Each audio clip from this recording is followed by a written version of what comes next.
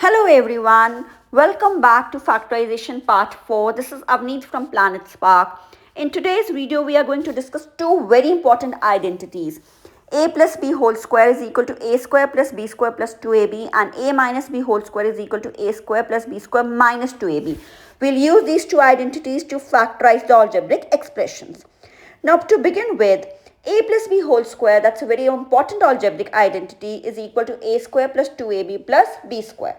Now when we have done this algebraic identity, we have done it in the form that we were given x plus 3 whole square, and we used to simplify it as x square, a square plus 2 into ab, that means 2 into x into 3 plus b square, that is 3 square. We used to get the answer as x square plus 6x plus 9.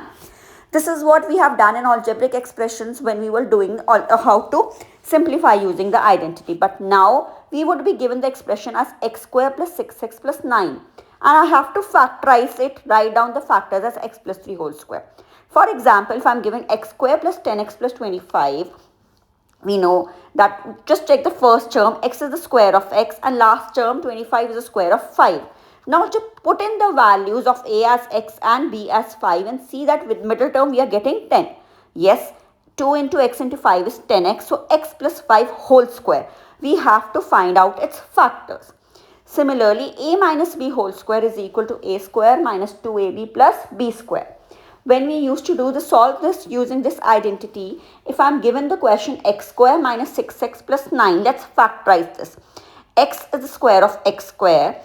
3 is the square of 9, we have square as 3. So now in the middle term, we'll put minus 2 into x into 3. That is going to be minus 6x. All the terms are matching. So in place of a, I have x, and in place of b, I have minus 3. So I have x minus 3 whole square. Let's try to factorize 4x square plus 12xy plus 9y square. Since all the terms are added, so we would be using identity a plus b whole square is equal to a square plus 2ab plus b square.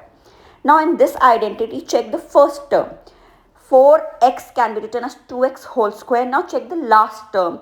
9y square can be written as 3y square. Now middle term is 2 into a into b, that is 2 into 2x into 3y.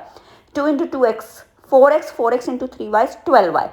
Middle term matches, so in place of a, I will write down 2x, in place of b, I'll write down 3y. So it is 2x plus 3y whole square, which can be written as that there are two factors, 2x plus 3y and 2x plus 3y.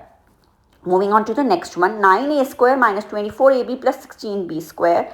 9 can be written as 3a whole square. Last term 16b square can be written as 4b whole square. Let's check whether the middle term is matching or not. So minus into 2 into, in place of a, I have 3a, in place of b, I have 4b. So I have 2 into 3, which is going to be 6 into 4 is 24ab. Yes, so middle term is matching. So 3a minus 4b whole square is my answer. And that means two factors are 3a minus 4b and 3a plus 4b. Let's move on to the next question. P square q square minus 6pqr plus 9r square. Now the first term p square q square can be taken as square of p and q. The last term 9r square can be written as 3r whole square. Now since I have a negative sign in the middle term, so this is the identity of a minus b whole square, that is a square minus 2ab plus b square. So middle term is minus 2 into a is pq, b is 3r. When I simplify this, I'll get minus 6pqr, which matches with my middle term. So in place of a, I have pq minus, in place of b, I have 3r. So pq minus 3r whole square, and the two factors would be, both the factors are going to be same, pq minus 3r and pq minus 3r. Moving to the next question, 36a square plus 36a plus 9. Now the first term 36 is the square of 6a. 36a square is the square of 6a square. So in place of 36a square, I'll write down 6a square. Last term 9 is the square of 3, so I will write down 3 square. Let's check whether the middle term is matching or not.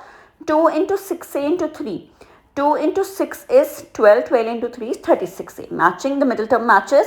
So my factors are 6a plus 3 whole square. In place of a, I have 6a. In place of b, I have 3. So 6a plus 3 whole square is my answer. So in today's video, we have discussed the factorization method by using two identities, a plus b whole square and a minus b whole square. Factorization using these two identities is a very important concept. This was Avnish from PlanetSpark. Keep learning, keep growing. Don't forget to subscribe. Book your free demo. Check the link in your bio or simply type pspark.in in your browser today.